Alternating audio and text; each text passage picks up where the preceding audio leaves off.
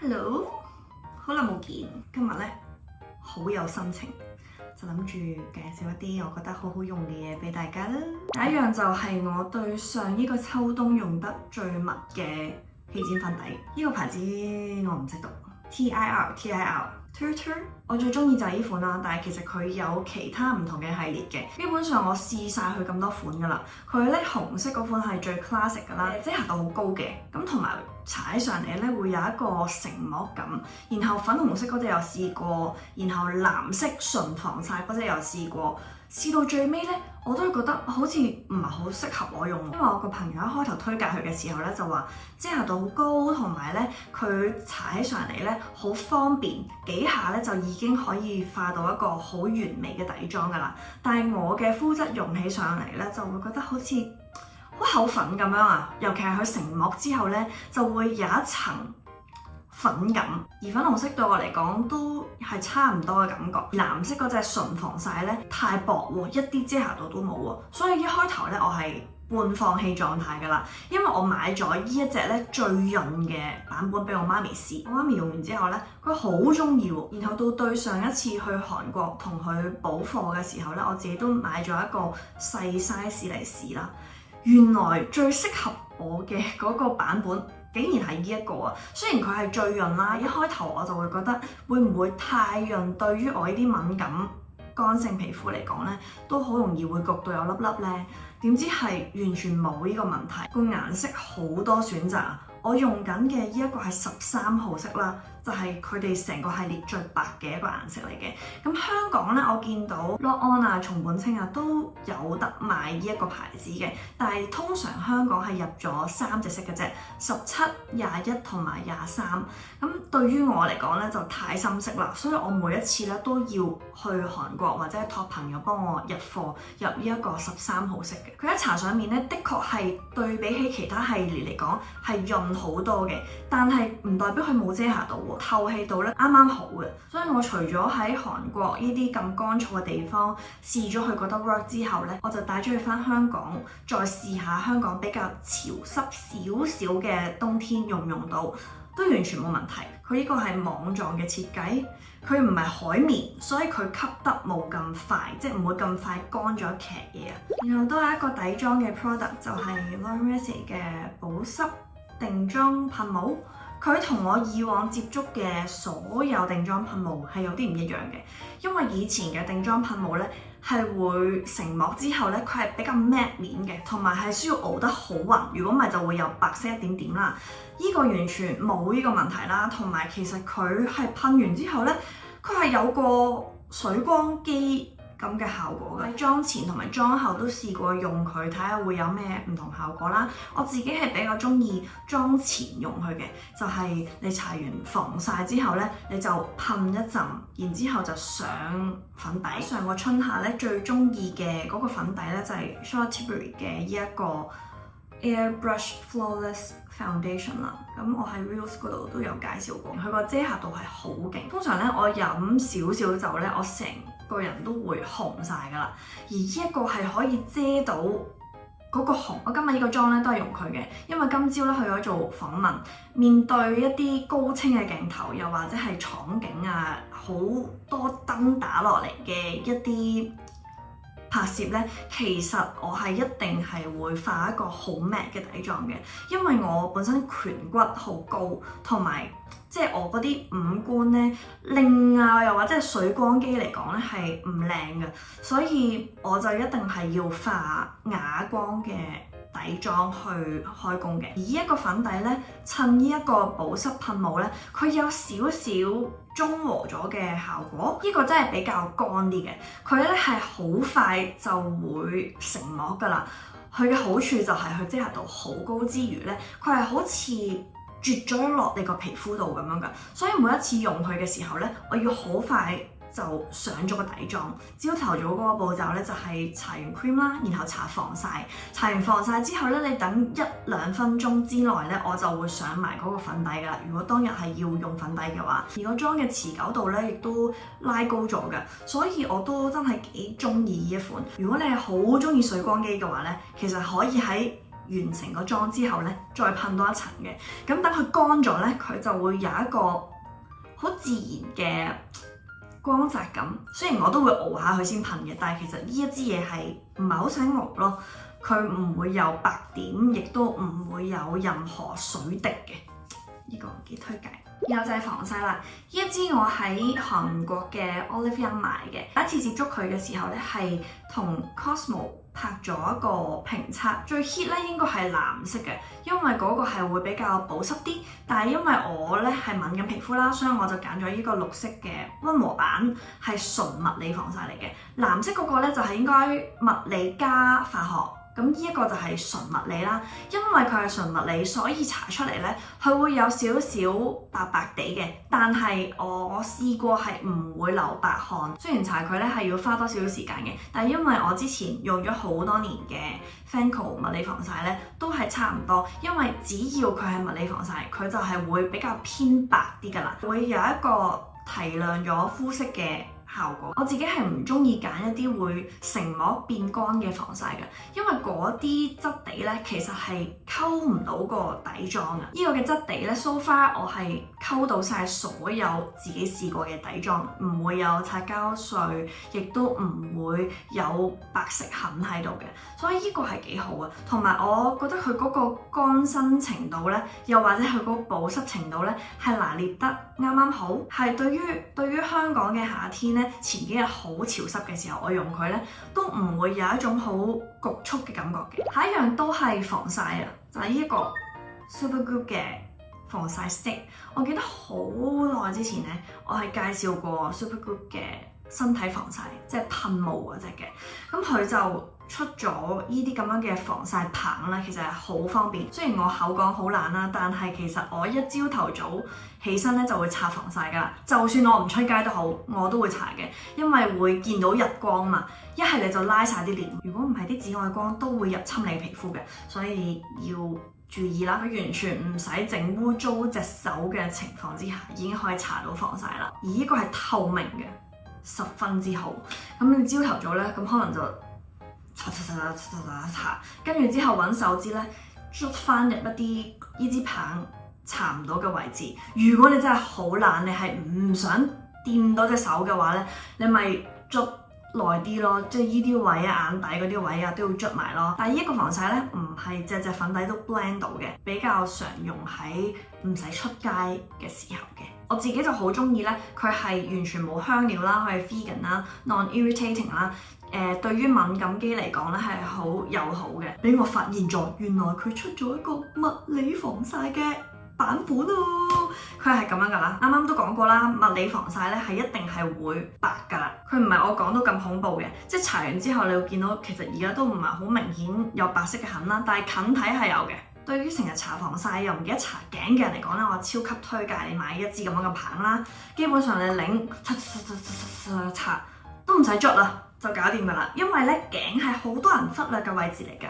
如果你紫外光入侵你嘅皮膚嘅話咧，其實佢唔係淨止會整黑你咁簡單啊，即係唔好嫌我長氣啦。佢係會令到你有黑色素啦，即係有癦啦、有斑啦，同埋係會有皺紋㗎。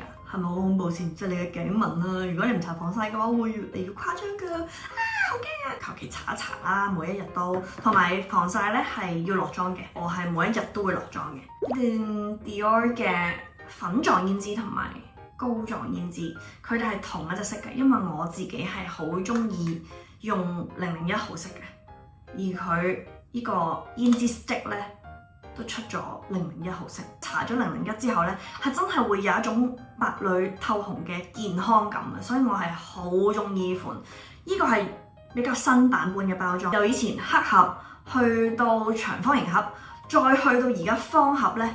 我真係已經用咗起碼3、4盒㗎啦，而我覺得最新方盒呢一個版本咧，個成分可能有少少唔一樣。嗰陣時我方盒嗰個咧用耐咗之後咧，佢會變咗色㗎，唔知道係咪過咗期啦？有一層嘢喺上面咯，所以我就覺得佢哋個配方係咪改變咗咧？但係佢哋嘅顏色同埋佢哋嘅質感一樣係咁好用。我今日都有搽。可能好淡啦，見唔見到啊？即係呢一個位咧，佢係好似 blend 咗入你嘅皮膚入面，令到你好似有一種嬰兒嘅白裏透紅感覺。而呢個胭脂 stick 咧，我就會喺秋冬嘅時候用，好顯色㗎，佢係一下就已經出色到不得了。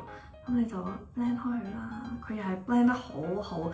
見唔見到啊？即係佢係有一種咧，好似喺你皮膚裡面透出嚟嘅感覺。啱啱就提到咧，其實我係好中意膨脹色，所以我最喜歡嘅顏色咧，通常都係一啲粉色，甚至係比較紫色嘅顏色。雖然我會用粉色嘅胭脂打底啦，但係紫色咧已經成為咗我每一日嘅妝好必要嘅一個 step 啦。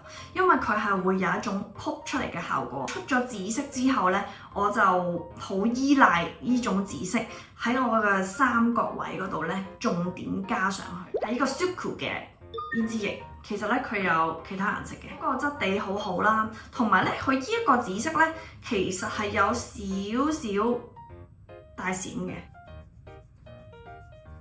我都有 YSL 嘅呢一支胭脂液，其實如果一定要比較不睇價錢的話咧，我係會覺得 YSL 呢支紫色係更加出色嘅。佢嗰個色係攞得啱啱好，啱啱呢一個紫咧，其實如果用多咗嘅話咧，對於白皮膚嚟講係會有少少暗暗地。但係其實我最中意嘅紫色胭脂咧，其實係 Chanel 呢一個限量版。嗰陣時咧，塔羅系列佢出咗呢個紫色嘅胭脂粉，好好用，真係〜個粉質係一流啊！一搽上去，所有毛孔係冇晒㗎。佢個粉質係好滑，滑得好緊要，而佢係限量版，係冇得買啦。唔知點解成日各個牌子都係最好用嗰樣嘢咧，一定係限量㗎。I don't know why。除咗佢有啲飛粉之外咧，係沒有其他毛病。而飛粉對於我嚟講係我唔係好介意咯，因為你上到去塊面嘅時候咧，佢係可以食落啲毛孔度嘅，即係佢唔會有一種粉感噶，好好用啊！呢個講到第幾樣啦，我唔記得咗啦。我唇妝咧通常都會畫大啲嘅，因為我塊面比較大啦，所以咧畫大啲嘅五官咧，塊面就會睇落細啲。而呢一個打底嘅色咧係咁啱 match 到我嘅唇色嘅。如果皮膚比較白，又或者本身唇色同我差唔多嘅人咧，就可以試下 MAC 嘅呢支821 Pink Peppermint， 有少少紫粉紅㗎。用佢嚟打底畫大個嘴咧，唔會有一條好明顯嘅唇線，然後你再喺個嘴中間咧加少少鮮粉紅又好，或者係其他顏色都好，佢就會有一個好靚嘅blending 效果。另外一隻我好中意嘅打底咧，就係 Chanel 嘅174，呢一個顏色咧就係比較奶茶色啲嘅。如果你化好濃嘅眼妝咧，你就可以用呢個嚟打底啦。但係如果你係清淡嘅話咧，你皮膚又係比較白咧，我會建議你用 MAC 嘅呢隻顏色嘅，就會有一種好氣色啲嘅感覺。因為始終174係一個好靚嘅裸色效果，但係如果你冇化眼妝又或者係素顏嘅話咧，好容易會睇落好攰嘅。然後就係呢個電熱睫毛器，因為我舊嗰個壞咗，我就買咗個新嘅。先發現佢哋出咗一個新嘅版本，其實可能之前都有嘅，但我唔為意。而呢一個套咧，一開頭我都諗緊 work 唔 work 㗎，之後發覺都幾 work 喎。熱你啲睫毛嘅時候咧，其實佢可以喺個底嗰度就幫你梳理好嗰啲眼睫毛，然後再捲亂佢，加上佢除咗一把梳之外咧，佢係一個平頭嘅板嚟㗎。有陣時候你搽完 mascara 咧，你就梳啦，然之後你推上去嘅時候咧，就可以壓一壓佢，咁你啲眼睫毛咧就可以 hold 住啦。Dyson 嘅 Airstreak 一開頭我真係有懷疑係咪真係咁好用，同埋我有冇需要買呢嚿嘢。佢個設計咧，呢一個係好吸引啊！但係佢依一個好唔吸引，牛龜咁大個插咗，我每一次帶佢出 trip 或者去旅行嘅時候，十分麻煩。但係點解我要堅持帶佢呢？因為佢真係好好用。對於一啲頭髮粗，又或者係天生攣爆炸頭嘅人嚟講呢，你係絕對需要佢。反而如果你啲頭髮本身天生係比較幼細啲，就咁吹完個頭呢，啲頭髮都好直好順嗰啲呢，你就唔需要呢個，因為有可能用完佢之後呢，個頭會塌啊。原理咧就係當你夾住啲頭髮嘅時候咧，佢呢度就會噴風，可以攞佢嚟吹頭嘅。但係我唔建議一開頭就攞佢嚟吹頭，如果唔係咧，你真係有耐你都未搞掂啊！我通常就係用翻 Dyson 正常嘅嗰個風筒啦，咁吹到7、8成乾，再用佢嚟夾嘅，可以濕髮用，亦都可以乾髮用嘅。我比較少攞佢嚟乾髮用，完全唔需要特別嘅技巧嘅。